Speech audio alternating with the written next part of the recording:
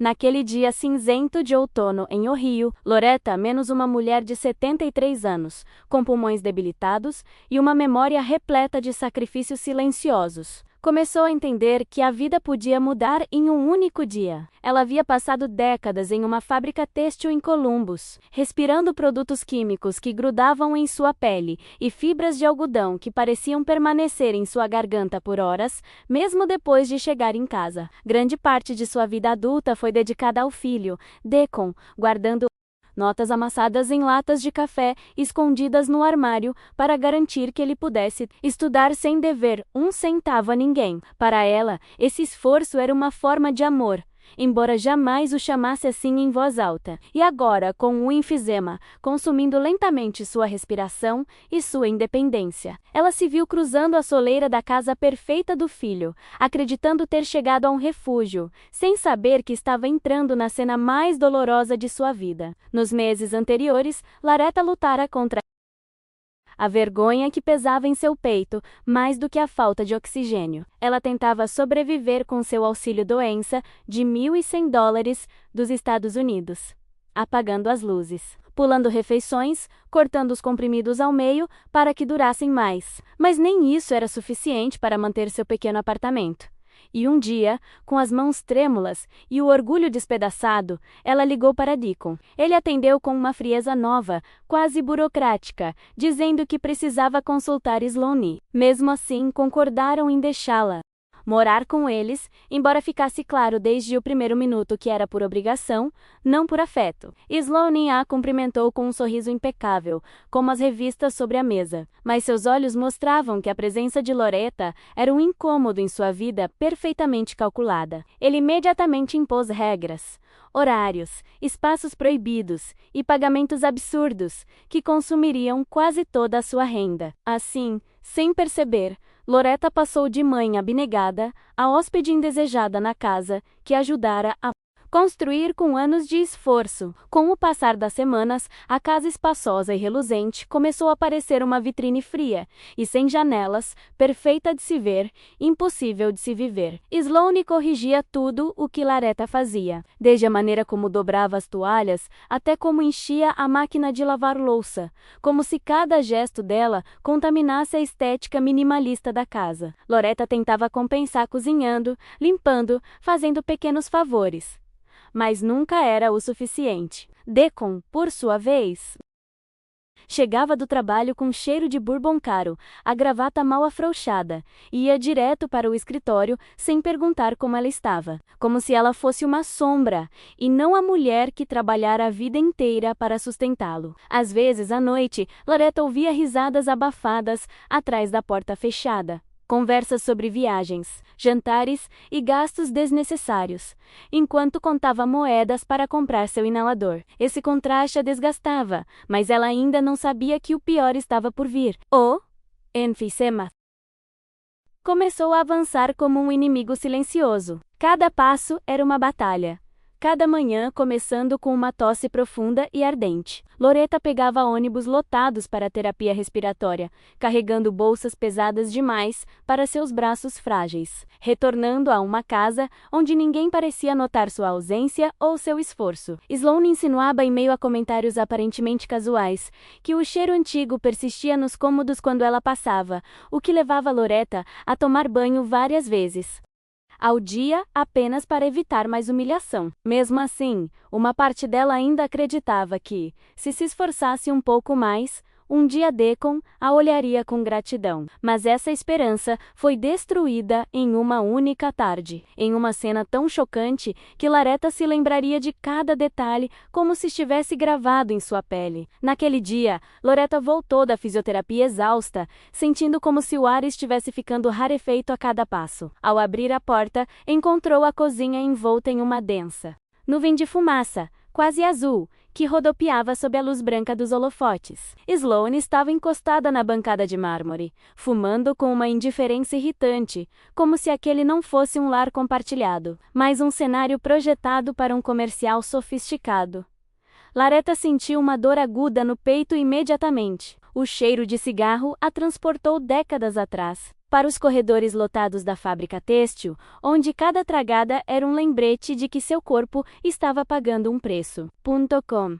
A voz trêmula, mas firme, implorou para que não fumasse dentro de casa, ou pelo menos que fumasse do lado de fora. Explicou que seus pulmões já estavam no limite, que mesmo um pouco mais de fumaça poderia desestabilizá-la. Sloane, sem tirar os olhos do celular, deu uma risada seca e respondeu que fumava onde bem entendesse. A situação, já humilhante, tornou-se brutal quando Deacon entrou na cozinha. Ele só ouviu parte da frase dela, a parte que poderia ser interpretada como uma reclamação. Seus olhos, antes afetuosos, agora estavam cortantes e impacientes, como se Laretta fosse um fardo perturbando sua vida perfeita. Em questão de segundos, ele começou a acusá-la de exagerar, de se fazer de vítima, de sempre ter alguma coisa para dizer. Loretta tentou explicar calmamente que estava apenas cuidando da saúde, mas Deacon explodiu com uma violência inesperada. A mão do próprio filho voou pelo ar e a atingiu no rosto com tanta força que ela cambaleou, com um gosto metálico na boca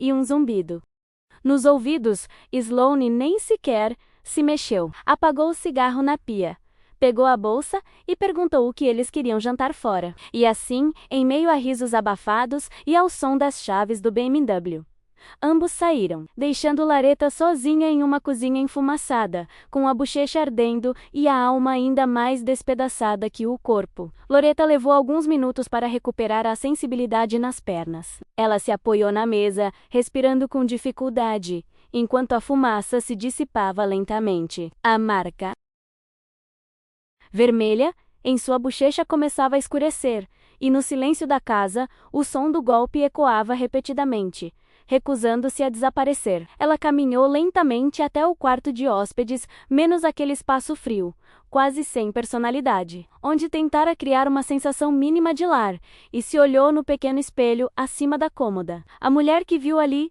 não era apenas uma velha cansada, era alguém que havia suportado demais, por tempo demais. Seus olhos, nublados pelas lágrimas que ela havia reprimido, refletiam algo novo, algo semelhante a uma determinação que permanecera adormecida por anos. Foi naquele exato momento que Laretta entendeu que ninguém a salvaria, exceto ela mesma. Ela se sentou na cama, respirando com dificuldade, a dor na bochecha se misturando a uma súbita e dolorosa clareza. Lembrou-se das latas de café escondidas, do cheiro de algodão molhado na fábrica, dos cortes nas mãos, de tudo o que fizera pelo filho que agora a via como um fardo. E foi justamente nesse turbilhão emocional que sentiu a necessidade de falar com quem quer que estivesse lendo sua história, como se buscasse uma testemunha para não se sentir tão sozinha.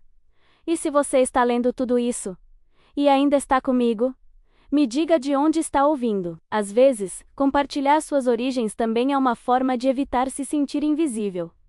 Essa frase não interrompeu a narrativa em sua mente. Pelo contrário, a acompanhou enquanto pegava o telefone, determinada a fazer algo que jamais imaginara pedir a Ruda. Verdade. Com as mãos trêmulas, Laretta abriu a lista de contatos que quase nunca usava. Não ligou para Deacon. Não havia mais nada a esperar dele. Em vez disso, escreveu mensagens breves, quase tímidas, para as 3 pessoas que, em algum momento de sua vida, reconheceram seu valor quando ela mesma não conseguia. Marcus Chun, o garoto que ela ajudara anos antes e que agora era um advogado renomado. Rhonda Washington, sua amiga de infância, uma jornalista incansável. E Vincent Torres, ex-colega de quarto de Deacon, a quem Laretta alimentara tantas vezes que ele ainda a chamava de sua segunda mãe. Contou-lhes apenas o essencial: a agressão, as condições em que vivia, a fumaça, a humilhação constante. Não esperava muito, talvez algum conselho ou um sinto muito, mas em menos de 20 minutos, os 3 responderam com uma força que a abalou profundamente. Ela não estava sozinha, embora tivesse se sentido assim por anos. Marcus pediu que ela não tocasse em nada na casa, que deixasse cada detalhe exatamente como estava, pois serviria como prova. Rhonda pediu permissão para entrar e documentar tudo, enquanto Vincent já revisava números, extraía dados e preparava uma análise forense do abuso financeiro. Loretta, com a bochecha ainda ardendo, começou a reunir provas sem perceber que as vinha acumulando há meses.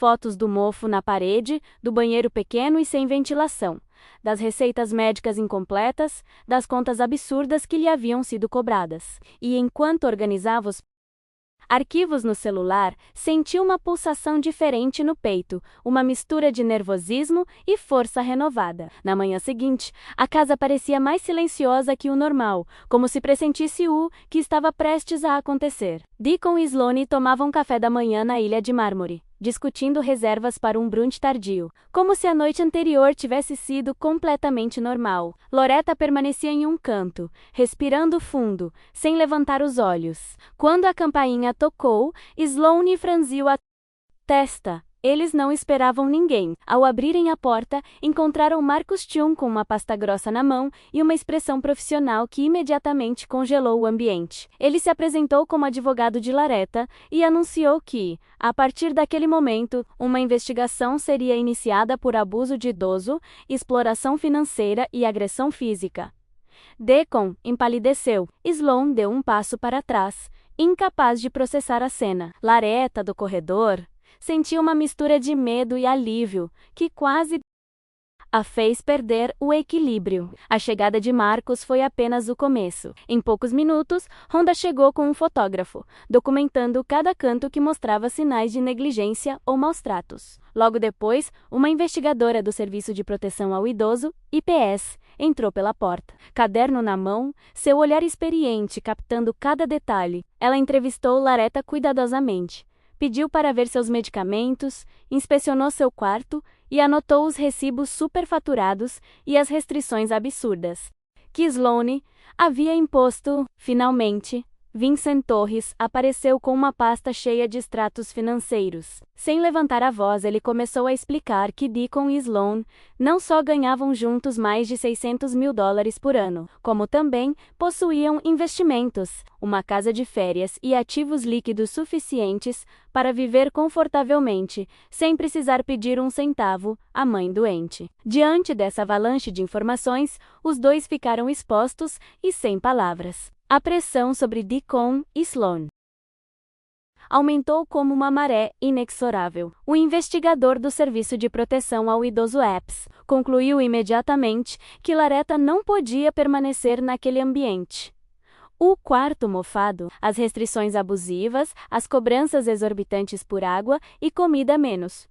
Tudo isso delineava claramente um caso de abuso. Marcus, em seu tom firme, porém controlado, explicou que já estava preparando o terreno para um sólido processo judicial. Rhonda, do fundo da sala, anunciou que estava trabalhando em uma reportagem sobre abuso de idosos em famílias abastadas e que o caso de Loretta seria um dos focos principais. Vincent acrescentou que a exploração financeira era tão flagrante que qualquer juiz perceberia o padrão imediatamente. Deacon pareceu mergulhar ainda mais em seu próprio silêncio.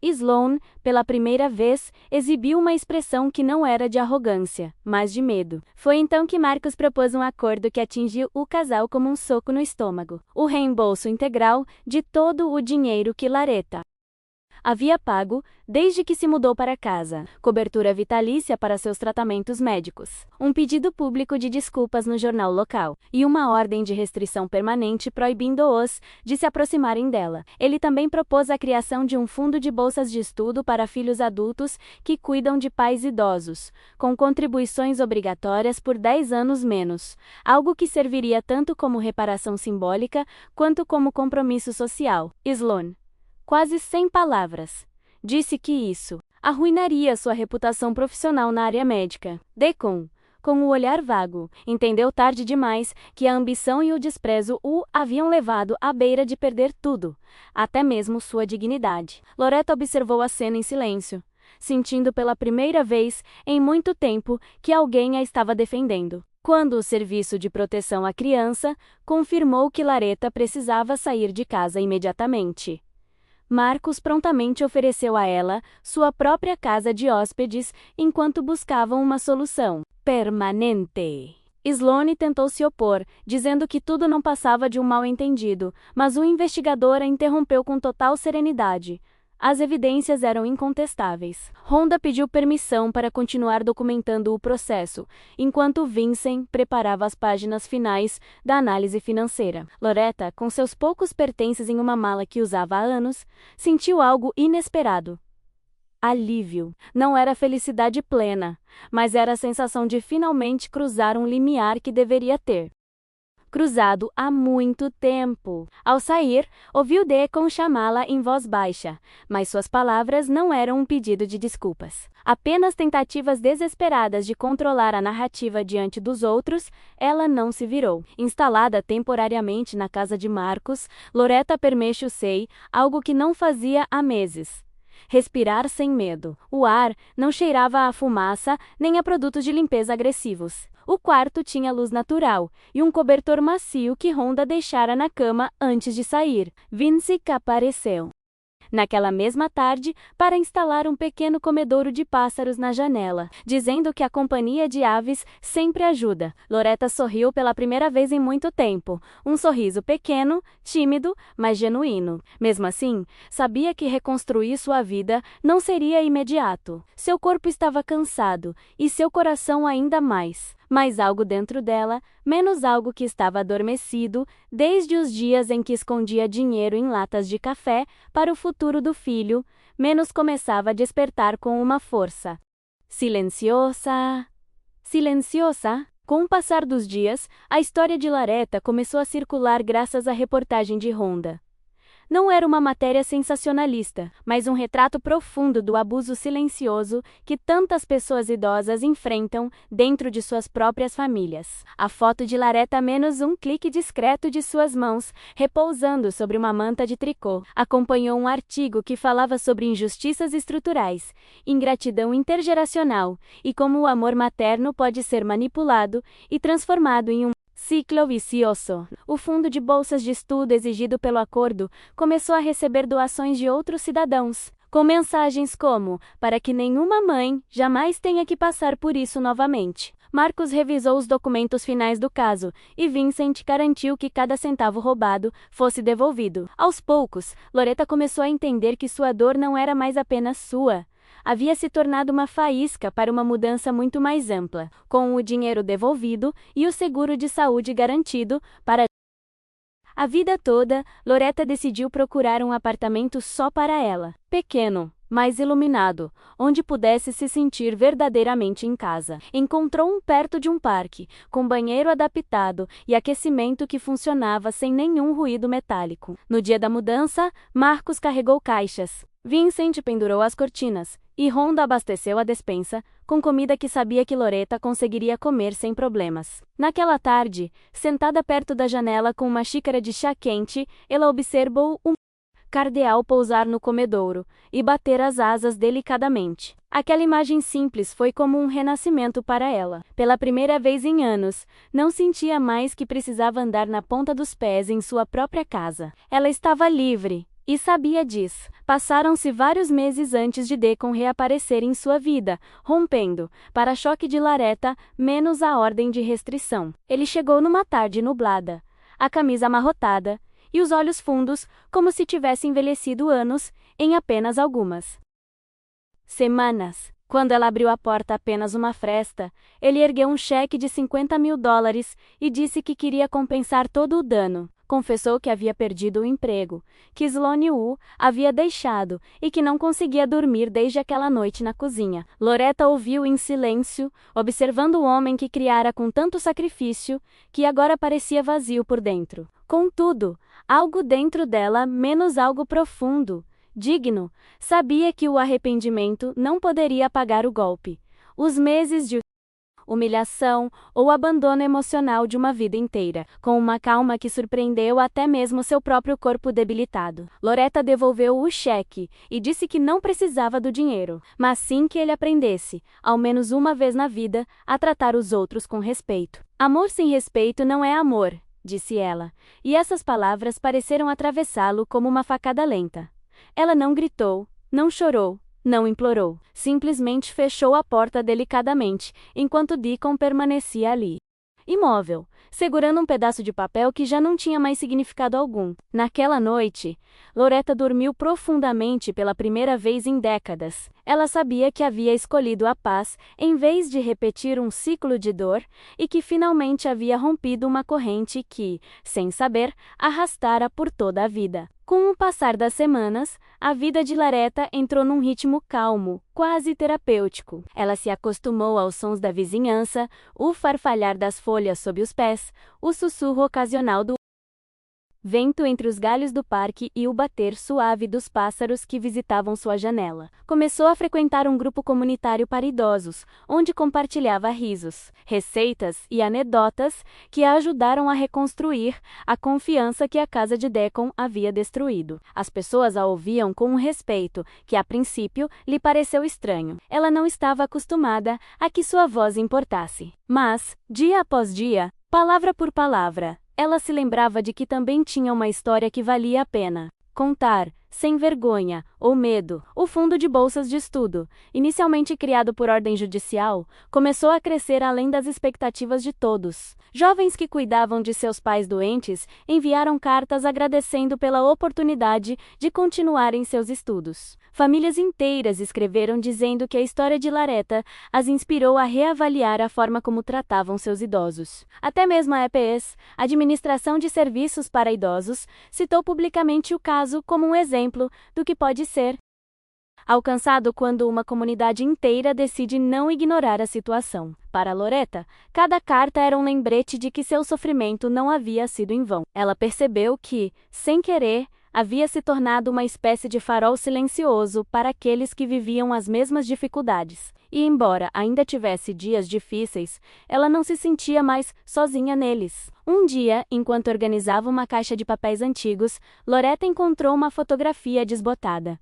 Deacon com sua beca e capelo, sorrindo, com uma alegria tão pura que chegava a doer olhar para ele. Por alguns segundos, ela precisou se sentar, pois a lembrança a atingiu em cheio. Não era nostalgia, nem arrependimento. Era uma espécie de luto, silencioso pelo filho que ele fora, que em algum momento havia desaparecido. Ela guardou a foto em uma gaveta, não para esquecê-lo, mas para reconhecer que amara um filho que já não existia, e para aceitar que o homem que restava não era alguém que pudesse ocupar um lugar seguro em sua vida.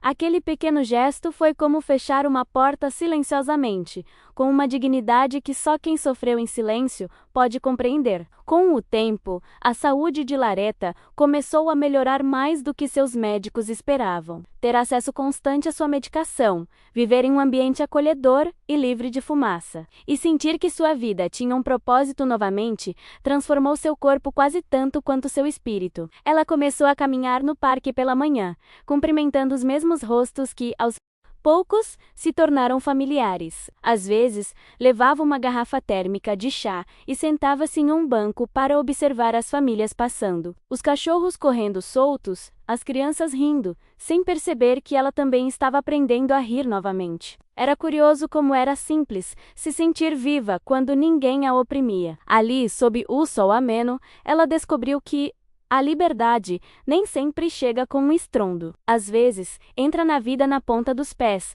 como um pássaro pousando silenciosamente.